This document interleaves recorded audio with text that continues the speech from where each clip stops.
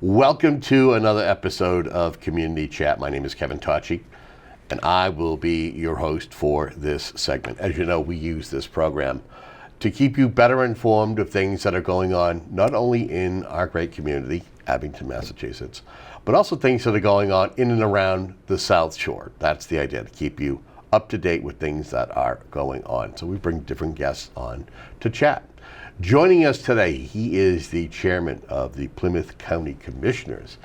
He is the one and only Jared Valanzola. Mr. Valanzola. Kevin, pleasure to be here. Always a great treat to be in Abington. I'm glad you let East Abington residents over the line to give some folks some updates. Just so folks know, we have had discussions in the past about trying to help create a county program where maybe it might be one of the county commissioners going into a community and finding out one of its, hidden gems or something that it might be known for, and discussing with some key individuals. That never really got off the ground, but it's still one of those things where if we have a chance to speak with the county commissioners and speak with its chair, then that's what a program like this is all about. For sure, we're looking forward to it, and I've always loved that idea. I think the Hollywood term is it's in production hell, right? It is. So we'll get there. I mean, it's a big county, and as I talked about with Kevin, and as we've talked, Kevin, over the years that I've been in for the last 2.5 years, I should say. One of the great things, I'm from Rockland, and certainly I'm aware of, I've been in Abington, Whitman, and the surrounding area. But it's a big and beautiful county. It goes all the way down to Mattapoisett, Marion, Rochester, the South Coast, Wareham, up to Hull. As I like to point out, the lighthouses that are in our district. We start at Boston Harbor Light in Hull, and we end at Ned's Point Lighthouse in Mattapoisett. So it is a big county. It's a few hundred square miles smaller than Rhode Island. It has a population about the same as the state of Wyoming.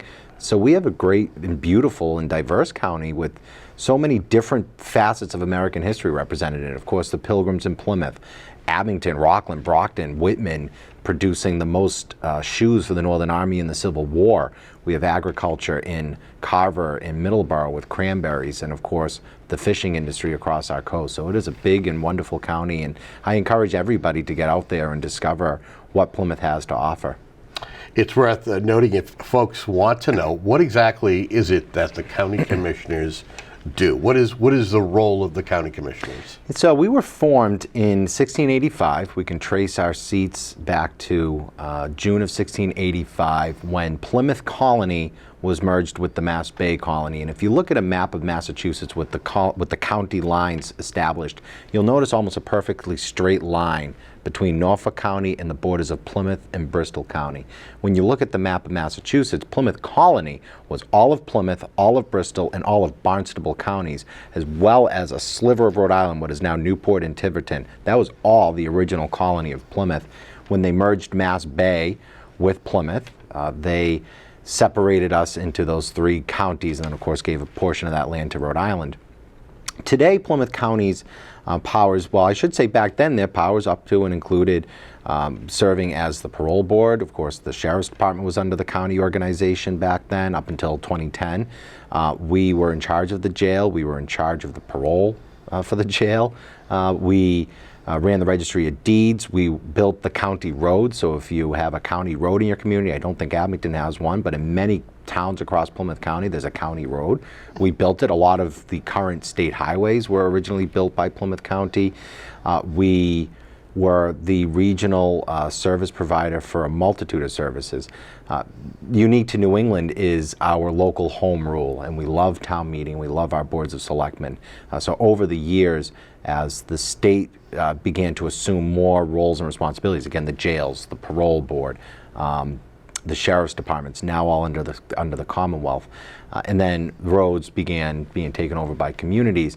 A lot of the county's powers have been left with owning the courthouses still, Brockton Superior being the one closest here to Abington, as well as Hingham and Wareham, and the Registry of Deeds. So those are the 2 organizations that are still within us that the consumer, the taxpayer, would interact with.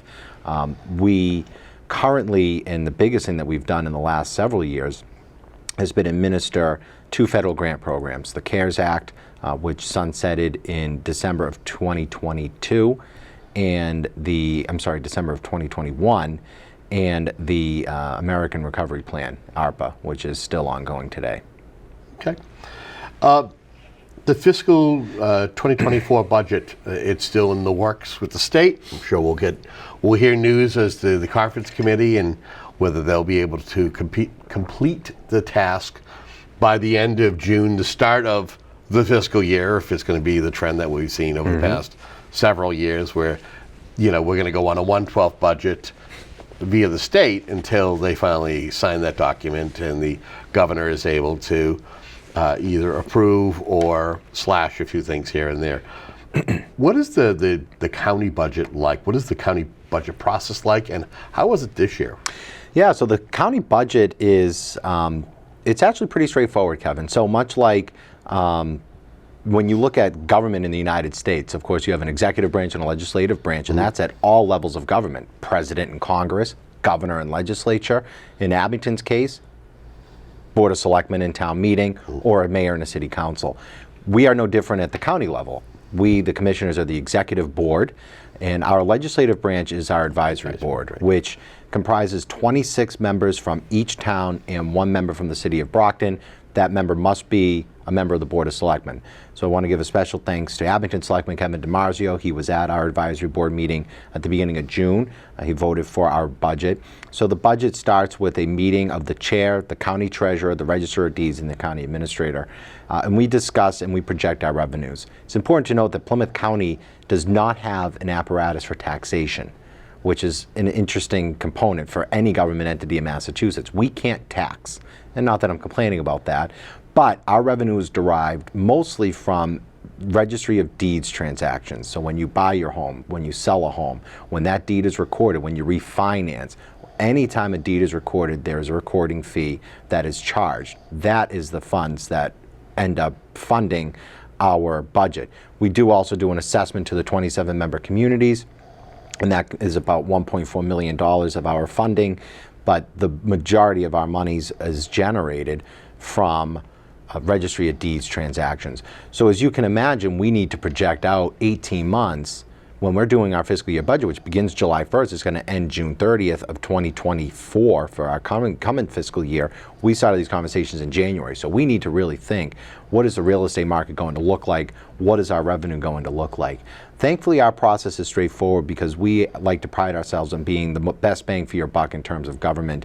And I know we're going to talk about some of the things that we've been doing. I alluded to those regional grants, to those federal grants that we've administered. Our budget this year is going to be $1.1 million less than it was last year due to the downturn in the real estate market. We're projecting that downturn will continue or at least hold in what its current pattern is. So we have had to react. Our budget is about $12 million, and we provide a range of services in that budget. But thankfully it was smooth, and it went smoothly because we've built up a great relationship with our member communities, and they recognize the hard work and the dedication that the commissioners put in. And I was remiss in mentioning Commissioner Sandra Wright of Bridgewater, Commissioner Greg Hanley of Plymouth, and we work very well with our treasurer, Tom O'Brien at Plymouth, and John Buckley, the Register of Deeds in Brockton. And it's that collaborative approach and working together that has led us to have a very streamlined and efficient budget that provides great services to the residents of the county.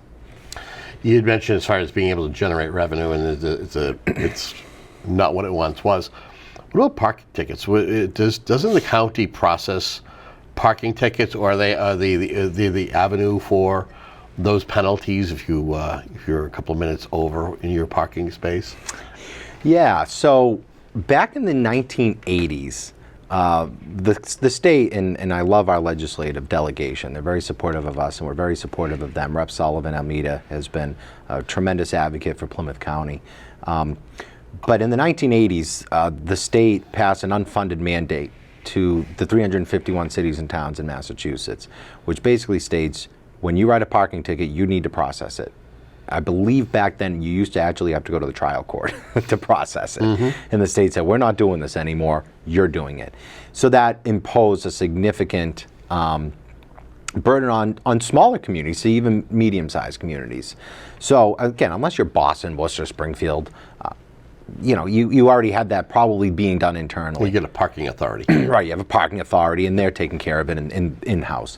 So Plymouth County back in the 80s stepped in to fill the void and provide the resources to process those parking tickets.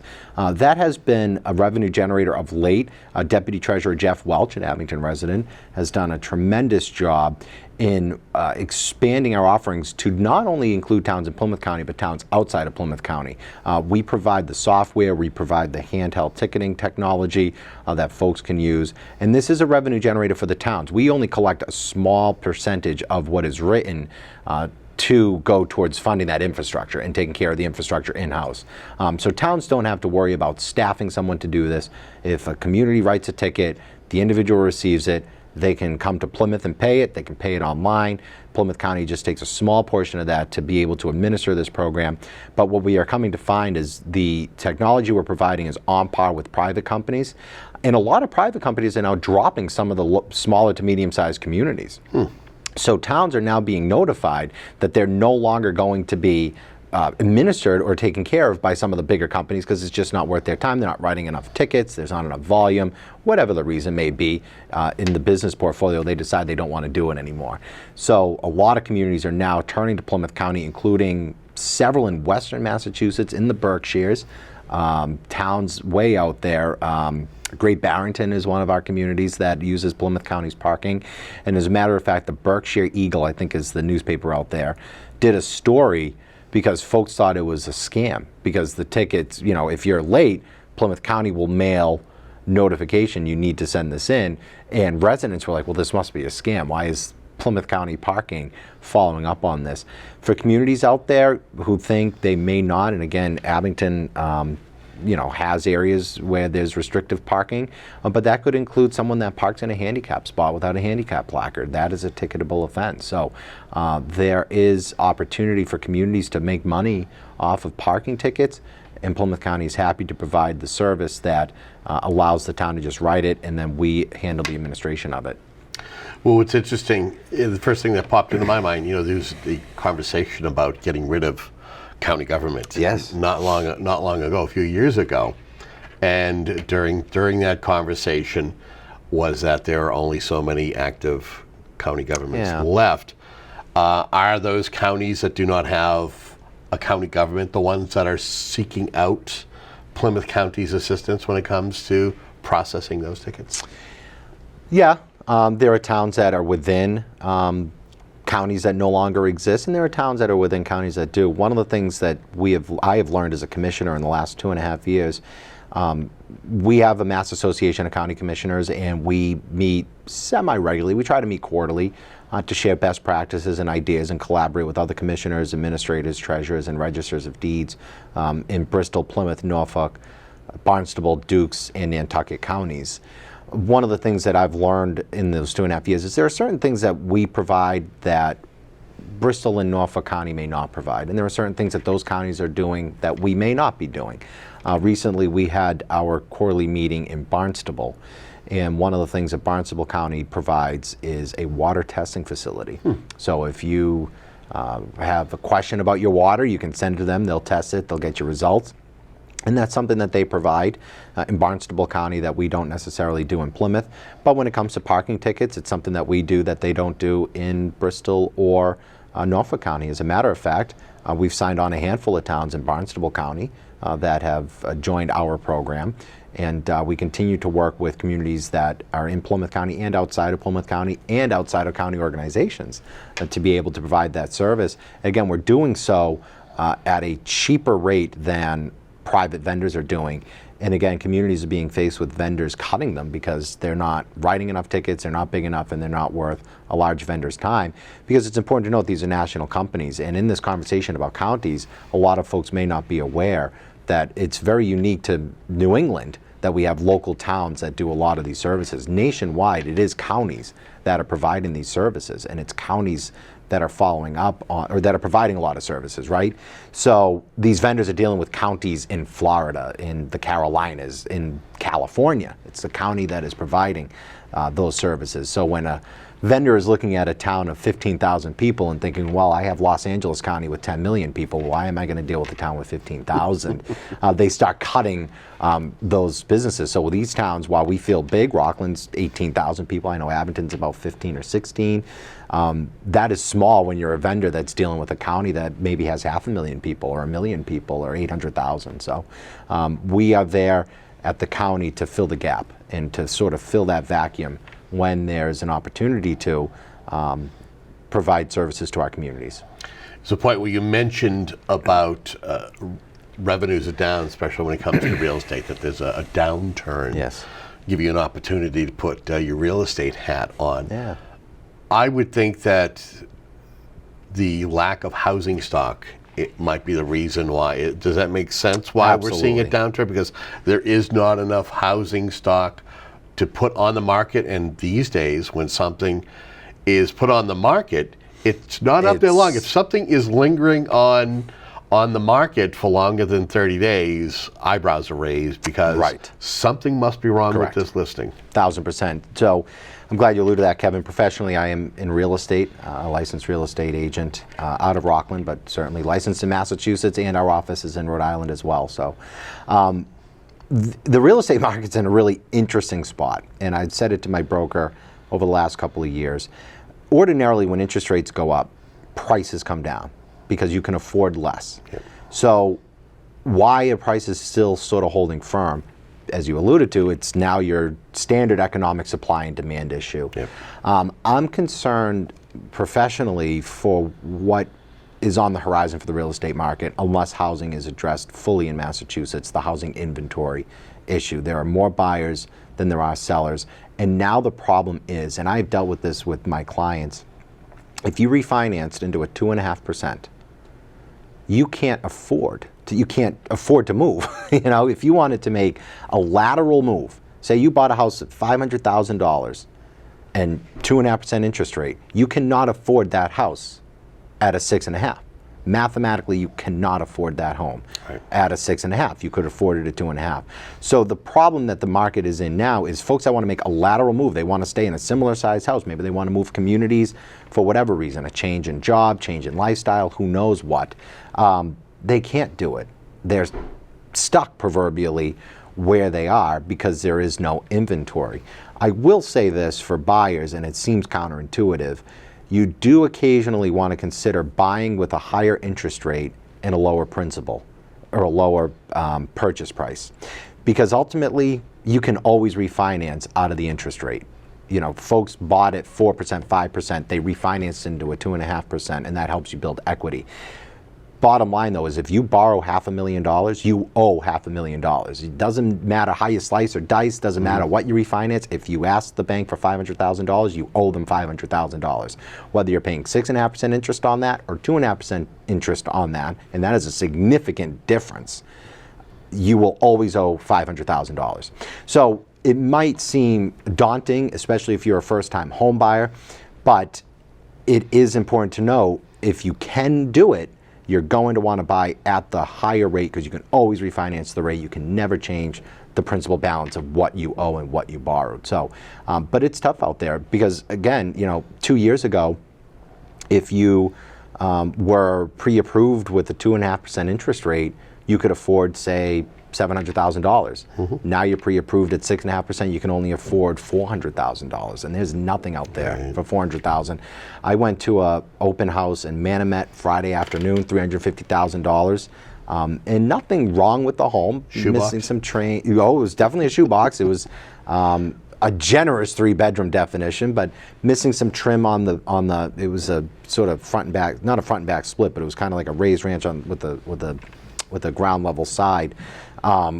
3 bedrooms, missing trim on some of the windows in the kitchen area, $350,000, and I mean you couldn't find a parking spot, and it's going to go for more than that because someone's going to offer it, and there's going to be somebody out there that has the cash to do it. So it's a tough market out there, and I don't envy my buyers and any buyer that's out there looking. It's a very difficult market, and I don't personally see it changing, again, unless some of the housing issues are addressed. Certainly I come from Rockland. We are joined with Abington and Weymouth at the South Weymouth Naval Air Station. There's always been opportunities there to address some of the housing inventory issues, but there doesn't seem to be too much movement there. That's been a project that's been talked about since the 90s. I'll believe it when I see it personally. I was originally on the planning board in Rockland, so I'm intimately aware of a lot of what has been proposed up there. But it's a tough market. That is what drives our revenues at the county. So it's projecting forward. Thankfully, in the last couple of years with the refinances, and this is again where Plymouth County is proud of the way we do our budgeting. With all the refinancing that was occurring the last 2.5 years, we made a couple of $1 million above and beyond our projections, our surplus revenues, which we have held in reserve, and we've been using that reserve and been spreading it out over the last couple of budgets to be in anticipation of this downturn, which is now occurring, which is why we haven't had to make any significant cuts to our budget. We're projecting lower revenues, but we're still keeping our same level of services that are in place because we do pride ourselves on being frugal at the county. It's interesting because for the longest times we've seen interest rates at 2, 3, 4. Yeah. They've hovered in that area, and knowing that the feds keep, increasing, Right. To try to offset any inflation issues, and the R word, and that is recession. Yeah. I mean, is that something? Does a recession have any bearing on the county and how it does business? I think it does. Luckily for me, I've only been in for 2.5 years, so I haven't seen a recession. Our revenue is so tied to the real estate market that the recession, if a recession were to hit, it would really, again, dictate what the housing market is doing, right? If folks are losing their jobs, folks can't afford to make payments. Now, that being said, banks are still going to record liens. Banks are still going to record foreclosure notices. Banks are still going to attempt to offload the assets should they follow through on a foreclosure. So the county is always going to derive revenue somehow from any transaction Good at or the bad. registry of deeds, good or bad. There's a fee for any transaction at the registry of deeds. So certainly, we're not profiting off of anybody's misfortunes. But how an overall recession would hurt would be generally dictated by what its effect is on the real estate market. We don't derive tourism dollars. We don't collect property taxes. We don't collect any county level sales tax. So a lot of what would affect the state budget and local budgets doesn't apply to us because we aren't affected and we don't collect money on those revenue drivers that towns in the Commonwealth do. But again, certainly a recession that is affecting folks' jobs, their pay, if it begins to affect the real estate market, it will begin to affect us. But we're in such an interesting position right now where there's very little movement in terms of sales. Prices are still up. The average home price in Plymouth County is still holding firm. So those transactions, when they go forward, will still be collected at the Registry of Deeds once they're recorded. How does change in administration have an effect on the county and its finances? The past several years, past 8 years, we've had a Republican, in the executive branch. Now you have a Democrat, and both your House and Senate's no different. There's majority of Democrats. How does the political party stature have an effect on the county business and its finances? So for us at the county level, I've mentioned the Registry of Deeds. One of the things that we interact with the Commonwealth on is what is our deeds excise receipts. And this will lead into a bigger conversation about potential future regionalization efforts with the county collaborating with the 27 communities. But the Commonwealth presently, listen to how fair this is. We own our Registry of Deeds buildings, Plymouth, Brockton, Rockland. Those are our buildings. Well, we rent in Rockland, but Plymouth and Brockton are our buildings. They are county employees. You folks elect our Register of Deeds, John Buckley, who does a wonderful job. Yet for every $1 that we collect at the Registry of Deeds, we get to keep 10 cents. The Commonwealth takes 90 cents. Those employees are in the county retirement. We pay their health care. They pay in, of course, as well. The Commonwealth does nothing for that money except take 90% of it. So there's a piece of legislation that we have filed for several sessions now, and we're calling it regional funding. A regional funding piece of legislation, and we have co-sponsors in both parties across all of the counties that are still in existence that would increase our share from 10% to 30%. The original deal was 50-50, and it was 50-50 for many years until the state decided to bring it down to 90-10 in favor of the state. By doing that, that would increase our revenue significantly. And that would provide a couple of $1 million more for Plymouth County. Again, that doesn't come out of a resident's pocket either. That's just allowing us to keep more of the money that we're already collecting, right? Instead of the state keeping 90%, they'll keep 70%, which is still unfair. But we like to be reasonable at the county.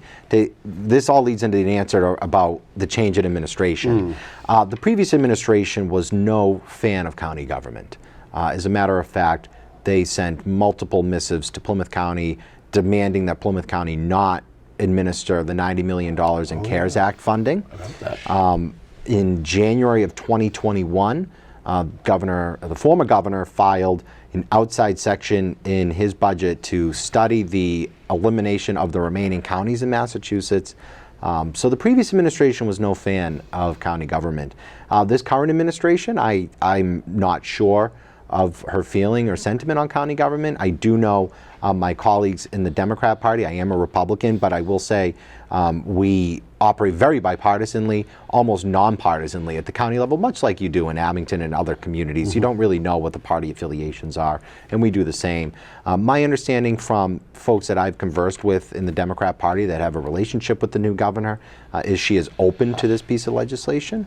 So I'm optimistic that if it finds its way through the legislature, we will get the governor's signature on this piece of legislation. So in terms of the change of administration for us, it remains to be seen, but I'm confident that the new administration is at least going to be open and amenable to empowering and emboldening county governments that remain in Massachusetts.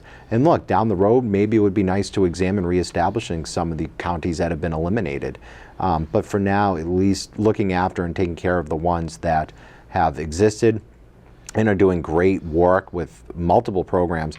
You know, when I mentioned the CARES Act, Abington received 50% more money than every other town did outside, than every other community like its size across the Commonwealth. And that was true of every community in Plymouth County.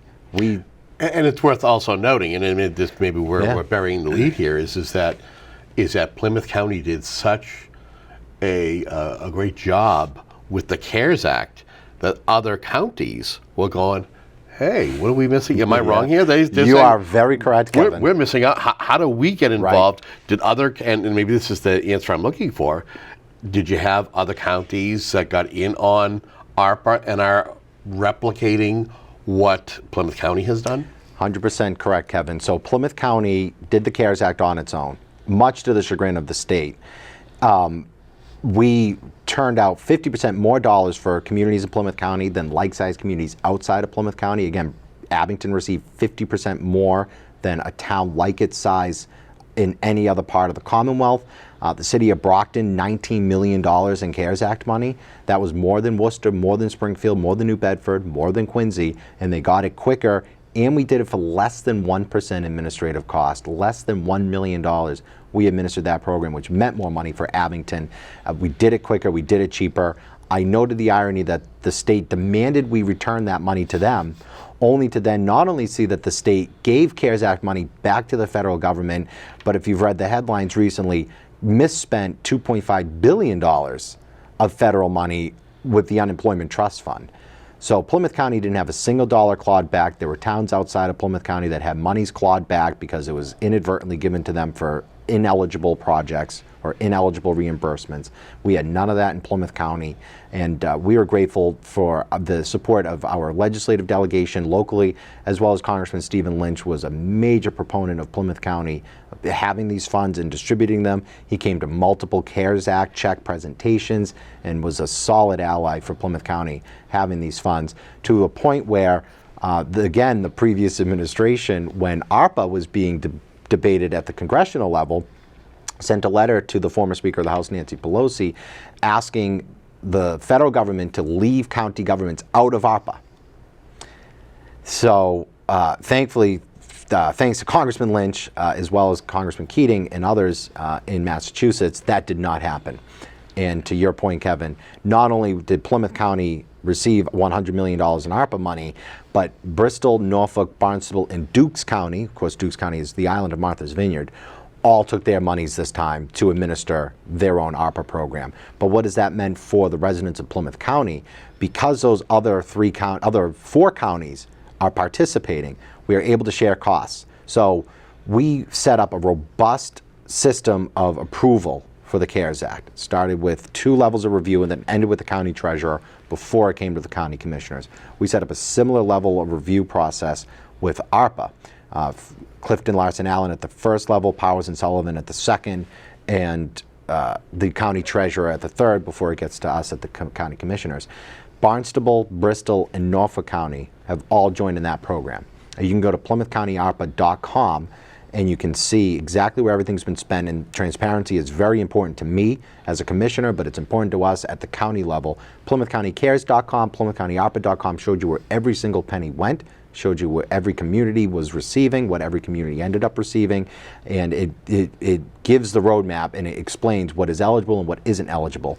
Because Norfolk, Bristol, and Barnstable joined in, we are now able to share in that cost. So we only pay 25% of the cost of having those accounting teams handling our administration of this, which has meant we are currently tracking at about 2.5% administrative costs for ARPA. The national average is 7 to 10%.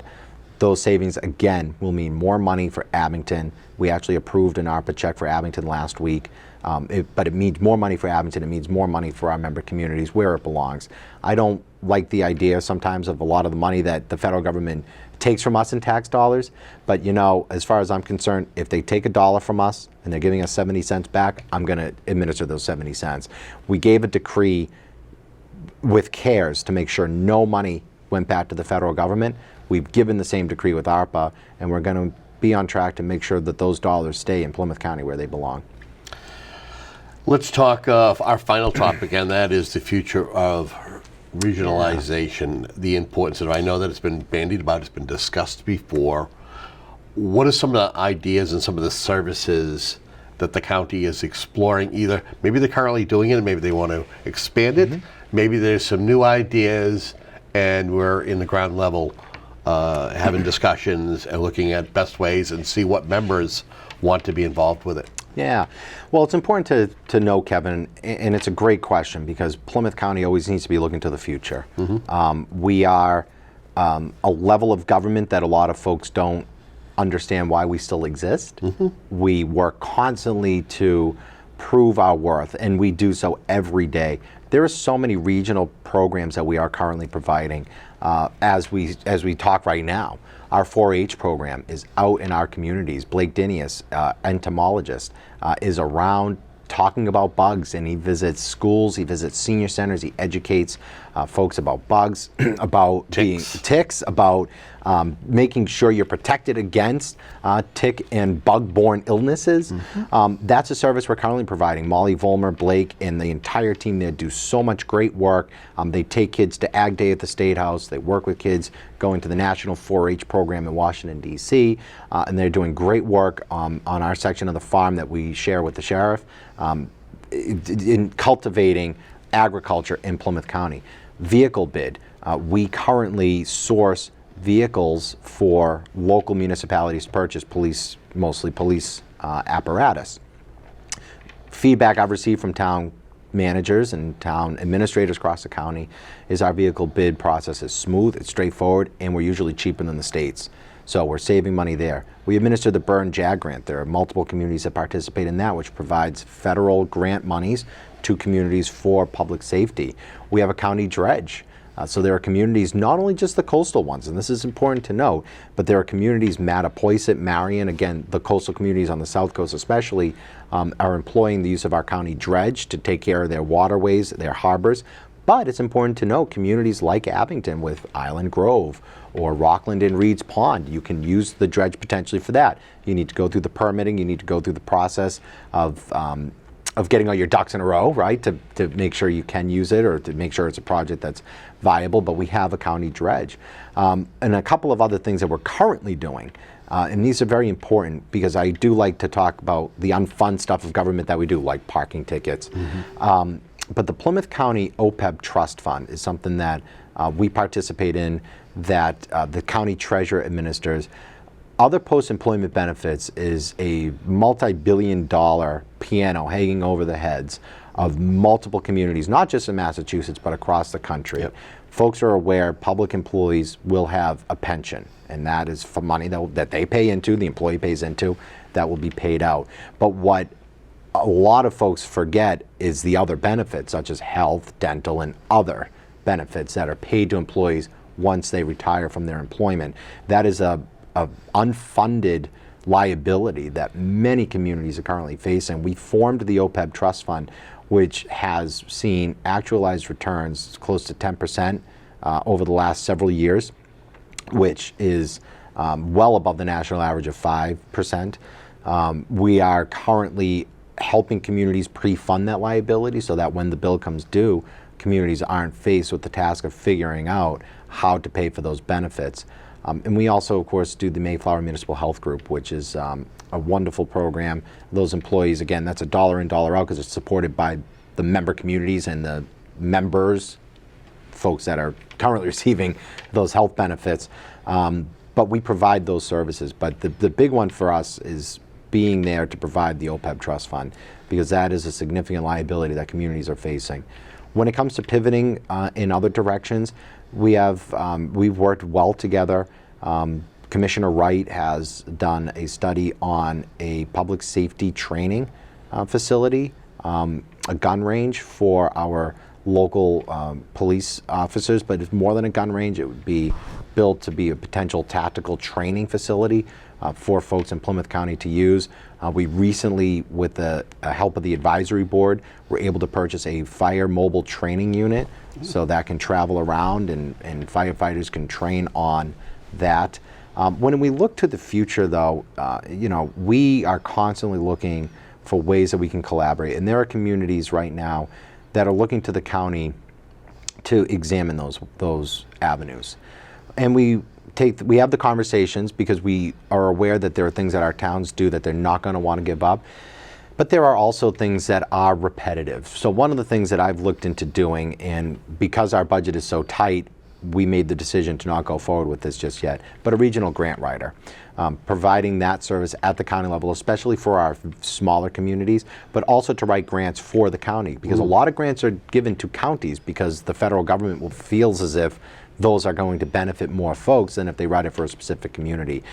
So one area where I'm optimistic that the county can begin to pivot in regionalization, again, public safety training facility. I look at grant writing. Commissioner Hanley has spearheaded a sister county program which could provide a regional opportunity in the aquaculture field, as well as other opportunities partnering with County Donegal and Ireland. So there's a lot of different areas where the county is looking to be that vehicle. Right now, because of our budgetary constraints, it's difficult for us to launch programming without asking towns to have to pay for it, right? Which is why it's important that that deeds excise legislation passes, because if the county gets an influx of $2 to $3 million in money, we can use those funds to examine those regional prospects and also talk to our communities about some other regional aspects that they want us to do that they may not have to do MOUs for. They may not have to collaborate with other communities, right, whether they be sharing borders or not. And there are towns that are collaborating that don't share borders. But some other areas where I would love to see the county potentially begin to play some role. Seawall resiliency, coastal resiliency, that is very important along the coast. I mean, our coastline starts in Hull. Cohasset decided to stay in Norfolk County. We won't hold that against them, but Hull, Hingham, all the way down the coast to Plymouth, and then of course across the South Coast. That is an area where the county can stand on the forefront, working with local partners and local communities.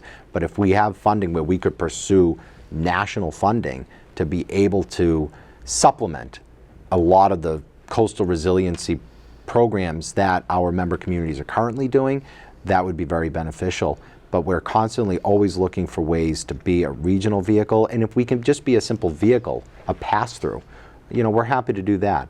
but a lot of this hinges on our deeds excise legislation passing, our regional funding legislation passing, because we need the funding to be able to do these programs without asking taxpayers to pony up those dollars.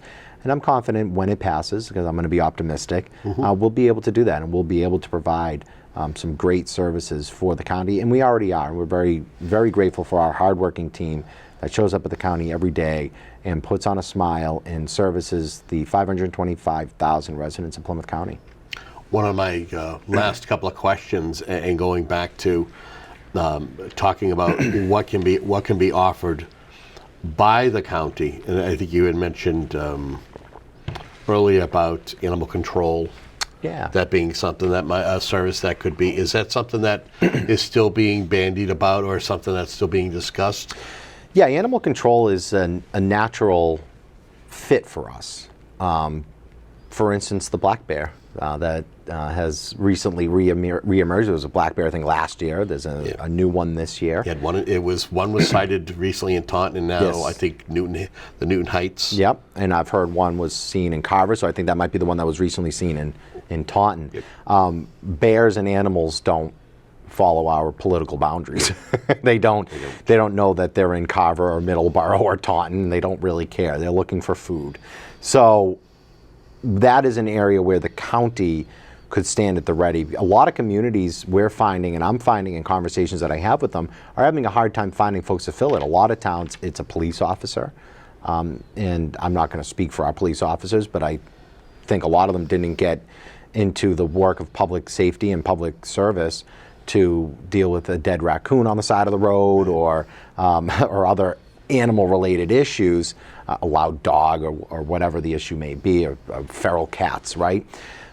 So we at the county have discussed potentially creating that type of a department where we would be able to begin to explore an animal control office where we would have little locations across the county, different satellite locations, and if there's an issue, you can call us and we will come out and take care of that issue. Because again, I think a lot of communities are finding that they are short-staffed in taking care of that, and that's a service that a lot of folks look towards. Another quick one, and we recently at our last meeting had a discussion about hiring a consultant to help us write a request for proposals to explore a mobile integrated health. Especially with the recent fire at Brockton Hospital, that's very important to us to be able to provide that regional service for the county.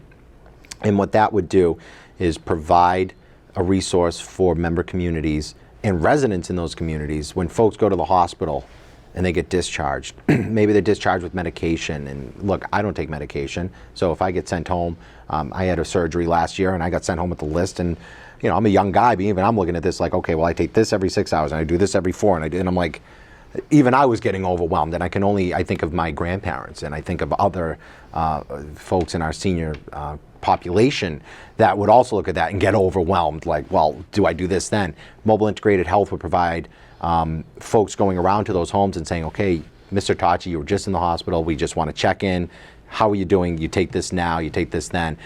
Because what that does is prevents you from going back, right? What if you accidentally take the wrong thing at the wrong time, or something goes awry? The mobile integrated health can help prevent you from having to go back, which obviously doesn't overwhelm our healthcare system. So we are looking forward to hopefully being able to get it. We're doing a request for proposals because it's a massive program. We will bring in a consultant that will help us then write what we're looking to do, and again, provide that service on a regional basis at the county level. Well, I want to thank you for being my guest. Thank you, Kevin. I think we probably could talk for another half an hour without even trying. I know you can. Yes, I can. Without trying. I'd like to have you come back maybe later on in the summer. Would love to. Maybe get an update as to where things stand with the not only the budget, the legislation to hopefully give you a little bit more of your fair share of the monies that you provide, that are given to the state, and that it's, you get only 10% of that back. Like to know where that's at, and maybe anything else that is worthy of a conversation. Absolutely, Kevin. Always a pleasure to be here. We love Abington. Even though I come from Rockland, I did go to Sacred Heart in Kingston, which the Bulldog Green Wave rivalry in the Super Bowl a few years ago was always fun. But It's a great town. You do a great job here at Abington, Cam, and it's always a pleasure to be able to speak with the fine folks in Abington and beyond. It's worth noting that while it was bittersweet that Rockland defeated Abington in the Super Yes. Bowl, this studio actually won an award for That's right. for our coverage of that game. So kudos to the team that was out on the field and up in the booth calling the game, even though it was not in a winning effort. And Abington, Cam, you guys have at least a regionally known broadcast for your football games, right? I think that makes a certain Boston sports station's annual Thanksgiving call recap. Yes, if I could just throw it out there, the phrase was "nuts and bolts." We got screwed.